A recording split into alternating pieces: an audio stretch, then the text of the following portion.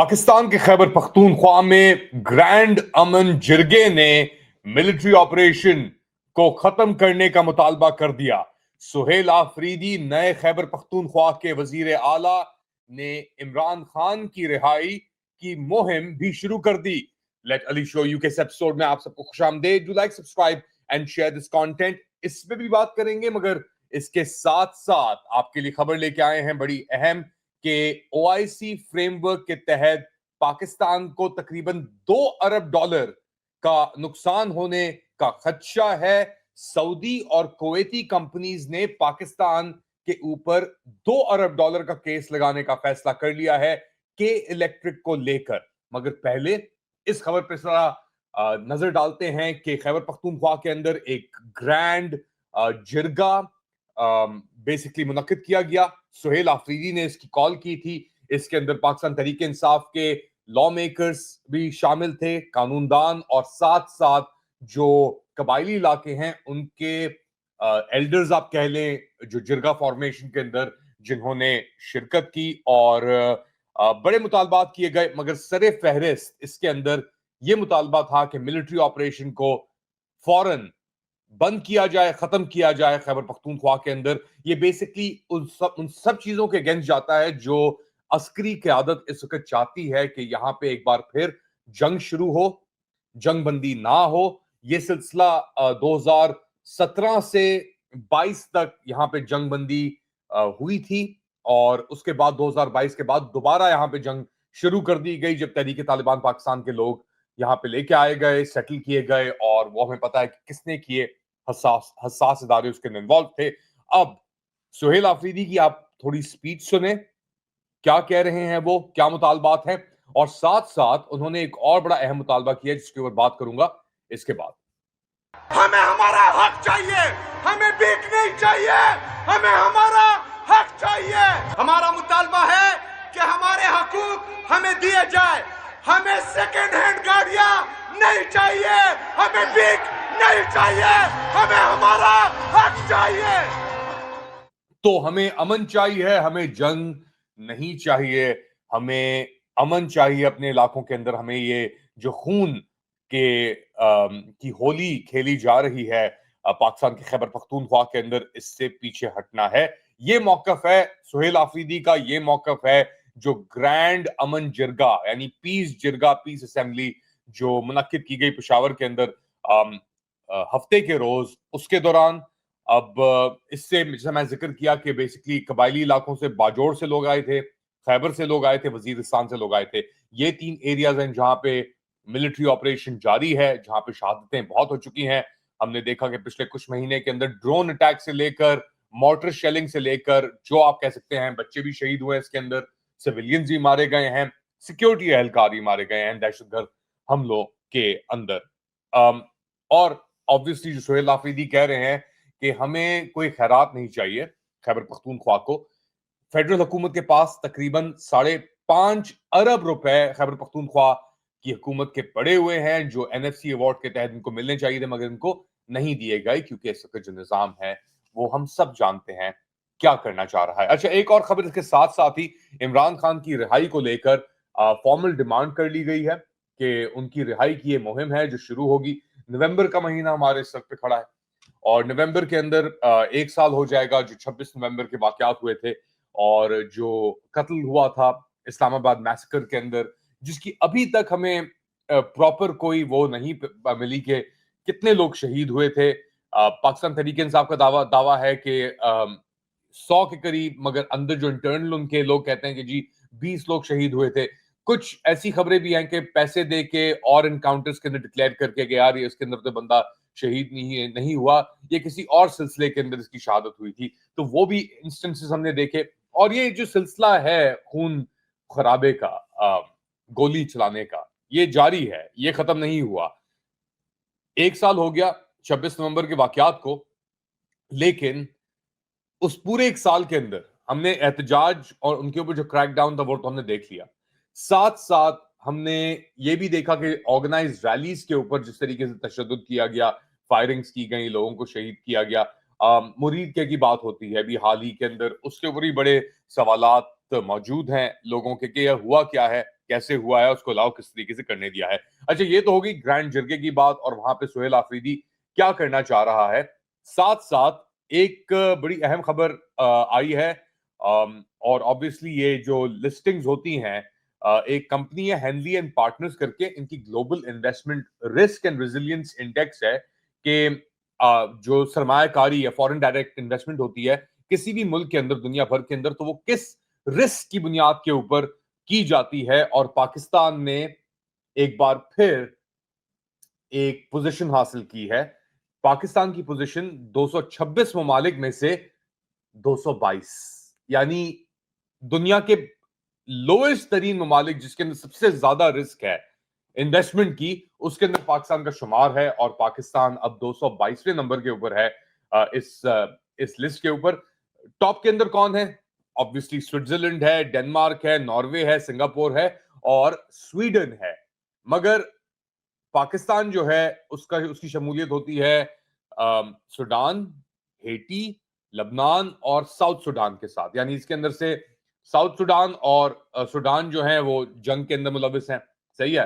Africa के अंदर Hattie के अंदर भी एक तरीके से खाना जंगी शुरू हुई हुई है, वो भी हमें पता है कि वहां पे क्या हालात हैं, गुर्बत किस तरीके से है वहां पे एक बेसिकली आइलैंड है हेटी, और वहां पे लाकानूनियत है कंप्लीटली। और लबनान के अंदर वो भी हम जानते हैं कि जंग के बीच फंसा हुआ था, वो हिजबुल्लाह को बिल्कुल खत्म कर दिया गया। और पाकिस्तान उनके साथ बेसिकली लंप इन होता है। हमारे फील्ड मार्शल जो अभी मिस्र भी गए हुए थे, सीसी के साथ बैठ के बड़े खुशी खुशी ने तस्वीरें भी खिंचवाई हैं। गजा के अंदर जो अमन का मुआहिदा हुआ है ट्रंप के साथ, उसके अंदर भी सारे फहरिस्त हैं। मगर इन्वेस्टमेंट यहाँ पे टकेगी नहीं है, क्योंकि रिस्क जो इन्वॉल्व है वो इतनी हाई है कि कोई भी अपना पैसा यहाँ पे लेके नहीं आना चाहता, और जो भी अब बंदा अपना पैसा लेके आना चाहता है उसका पैसा फंस जाता है। अब एक बड़ा इंटरेस्टिंग चीज आई है, एसआईएफसी ने एक अपना एक बैनर शाया किया है या कुछ इस तरीके से, वो मैं आपको दिखाना चाह रहा हूं कि आप खुद ही देख लें कि ये किस चीज के ऊपर जश्न मना रहे हैं, अपनी खुशी दिखा रहे हैं। ये एक असली शेयर है जो उनका एक्स हैंडल है, उससे investor confidence in Pakistan continues to strengthen. यानी सरमायाकारी का जो कॉन्फिडेंस है, एतमाद है पाकिस्तान के अंदर, वो बढ़ रहा है। Foreign firms repatriated $752 million in profit. यानी जो बैन अल-अक़वामी सरमायाकार थे, उन्होंने मुल्क से $750 मिलियन निकाले हैं। और पहला क्वार्टर जो है 2026 कब शुरू हो गया, सितंबर के बाद 2026 का नया साल एक तरीके से शुरू होता है। तो इस नए साल के पहले क्वार्टर के अंदर इन्होंने अभी तक $750 मिलियन निकाल लिए हैं, और ये एक बड़ी कामयाबी है। यानी सरमायाकारी पाकिस्तान से बाहर निकालने के ऊपर ये लोग कह रहे हैं कि जी अब ये इन्वेस्टर कॉन्फिडेंस बढ़ रहा है, ये लेवल आ गया है। और वेलियन माइंडसेट का इस डिसेप्शन और खुद को धोखा देने वाली बात है ना, कि पैसा निकाल रहा है, रात दिन है, दिन रात है, पैसा आ नहीं रहा। मगर क्योंकि हमने अब रिफॉर्म्स थोड़े अपने खोल दिए हैं कि आप पैसा अपना निकाल सकते हैं, सरमायाकार कंपनीज तो बाहर निकल के जा ही रही हैं, पीएनजी हो गई, आईजीआई होल्डिंग हो गई और हो गई। अब आप इनका डिसोनेंस चेक करें कि ये कह रहे हैं कि जी $750 मिलियन सरमायाकारों ने निकाल लिए हैं मुल्क से बाहर। तो वो ये दिखाता है कि कितना एतमाद है उन सरमायाकारों को पाकिस्तान के अंदर। अब इसके ऊपर बंदा हंसे, रोए, अपना सर मारे, पीटे, क्या कह सकते हैं। $14.5 मिलियन का भी फर्स्ट इन्वेस्टमेंट बैंक का टेक ओवर किया दुबई होल्डिंग ने, यानी $14.5 मिलियन, अरब नहीं मिलियन डॉलर का। और उसके अंदर भी आपके एसआईएफसी के जो सरबराह हैं वो ताली बजा रहे थे वहां पे खड़े होकर, सिक्योरिटी गार्ड जो भी पहुंचे हुए हैं सीसी से बात करने के लिए। तो ये इनका लेवल है। 86% इंक्रीज हुआ है पैसे निकालने के अंदर, और उसको ये एक अचीवमेंट के तौर के ऊपर प्रेजेंट कर रहे हैं।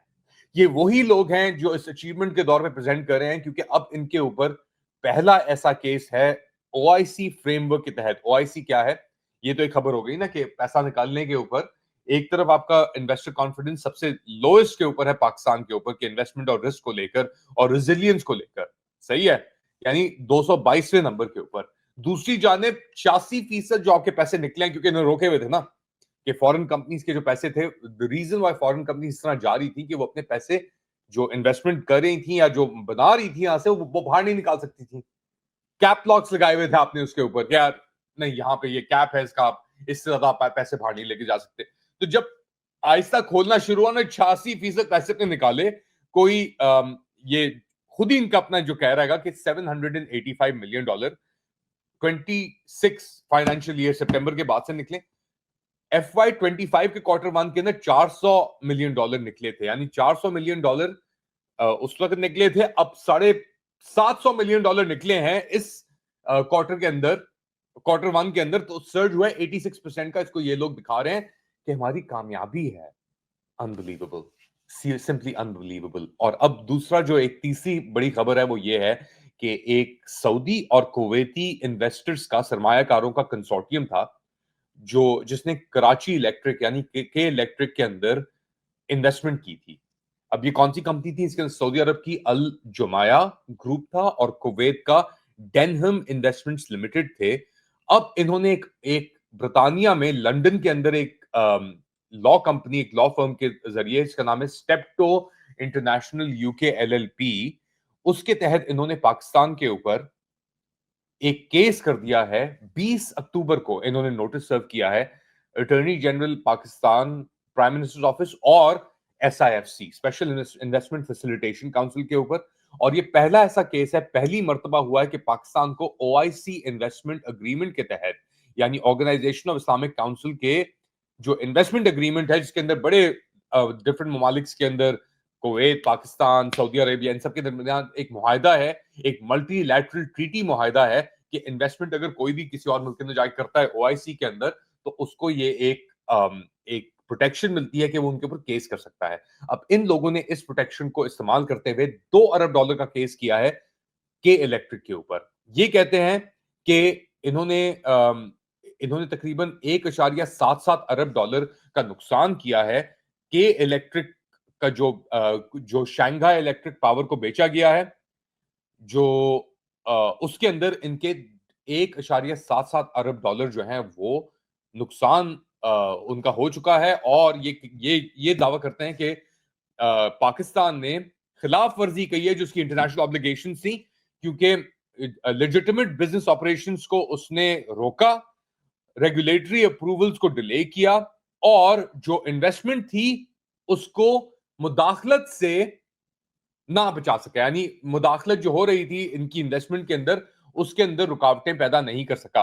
और ये 67 पेज का नोटिस है जिसके अंदर सालों की ऑब्स्ट्रक्शन की बात हो रही है, इनकंसिस्टेंसी की बात हो रही है और अनफेयर कॉन्डक्ट की बात हो रही है, जिसके तहत ये लोग, ये जो कंसोर्टियम था सऊदी और कुवैती, ये कह रहे हैं कि हमें $2 अरब का नुकसान हुआ है और इसलिए हमने इनको केस इनके ऊपर कर दिया है। अच्छा, हुकूमत वक्त ने शंघाई इलेक्ट्रिकल जो कॉर्पोरेशन लेना चाह रही थी, इलेक्ट्रिक कॉर्पोरेशन, उसके ऊपर अभी तक अप्रूवल नहीं दी। ये एक बहुत बड़ा इश्यू है। सही है, वो डिले पे डिले पे डिले होता गया।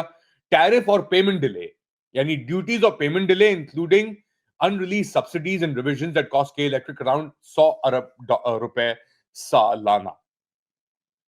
और इसके साथ साथ वो ये भी कहते हैं कि एक पाकिस्तानी बिजनेसमैन ने कंपनी को, के इलेक्ट्रिक को, पेरेंट कंपनी को टेक ओवर करने की कोशिश की,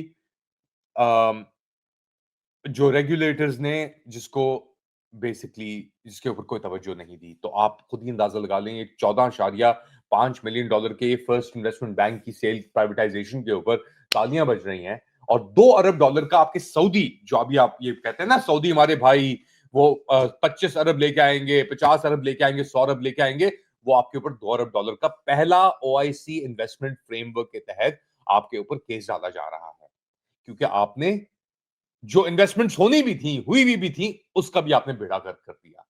special investment facilitation council, prime minister's office और दीगर जो आपकी रेगुलेटरी बॉडीज है, आपको ये भी मुबारक हो। अच्छा, इस सब के दौरान ये तो हो रहा है ना, SIFC है, वो कहती है कि पैसे निकल रहे हैं, मुबारक हो, तालियां।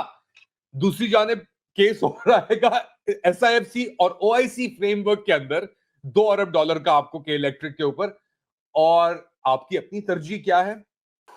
पिछले 20 माह के अंदर जो पाकिस्तान के कठपुतली वजीर आजम है, अब इनका नाम फॉर्म 47 कठपुतली वजीर आजम है, उन्होंने पिछले 20 महीने के अंदर 34 बैनुल अक़वामी ट्रिप्स की हैं। 34 फॉरेन ट्रिप्स पिछले 20 महीने के अंदर। अब आप कंपेयर करें, अगर पिछले 20 माह के अंदर आसिफ अली जरदारी कोई वो नहीं है, फरिश्ता नहीं है आसमान से, वो उसका भी हाल हम जानते हैं कि वो अहलकार है इस पूरे निजाम का। उन्होंने पिछले 20 माह के अंदर 3 ट्रिप्स की। हमारे जो छोटे मियां पपेट है, खिलौना, जो ट्रम्प के बोसे भी देते हैं, जाके बीजिंग और सब चीजें वो करते हैं, पॉलिश, और वो जो वो होता है ना, कहते हैं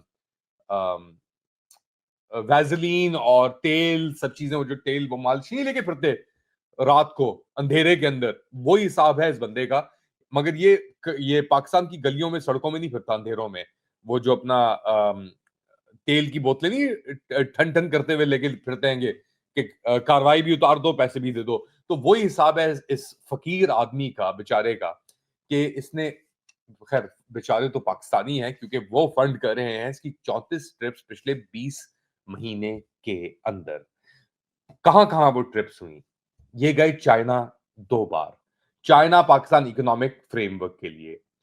8 इन्होंने सफर किए सऊदी अरब, वही सऊदी अरब जिनका कंपनी कंसोर्टियम जो $2 अरब का आपके ऊपर केस कर रहा है ना, इन्वेस्टमेंट तो आपकी सिफर है। 8 इन्होंने ट्रिप्स की सऊदी अरब की। इन्होंने अमेरिका का दौरा भी किया, मिस्र का दौरा भी किया, ईरान भी गए, मुत्तहदा अरब अमीरात भी गए, ताजिकिस्तान भी गए, काजाकिस्तान भी गए, कतर भी गए, अजरबैजान भी गए। अक़वाम मुत्तहदा की यूएनजीए के अंदर 2 बार गए। तुर्की के भी उन्होंने दौरे लगाए। तो कोई भी ऐसी जगह नहीं है इन्होंने जहां भी अपनी ट्रिप्स की हैं, इसका पाकिस्तान को क्या फायदा हुआ है? एक्सेप्ट मे बी ट्रम्प को जो बीजे दिए इन्होंने, पब्लिक बीजे on the knees, you know. I don't know if they provided this mofo with pads or not. Who the f knows, right? तो ये इनका हाल है। मुल्क दिवालिया हो चुका है, कुछ नहीं बचा आपके पास। जो था भी, जो जिन लोगों ने पैसा आगे डाला भी था, वो अपना पैसा 86% फास्टर निकाल रहे हैं फर्स्ट क्वार्टर 26 के अंदर, FY 26 के अंदर, कंपेयर टू FY 25, 1 साल पहले। सही, 3 महीने leading up. What do you guys think? बताएं मुझे कमेंट सेक्शन के अंदर। Do like, subscribe and share this content. थोड़ी देर बाद दोबारा हाजिर होऊंगा अपडेट के साथ। तब तक के लिए टेक केयर।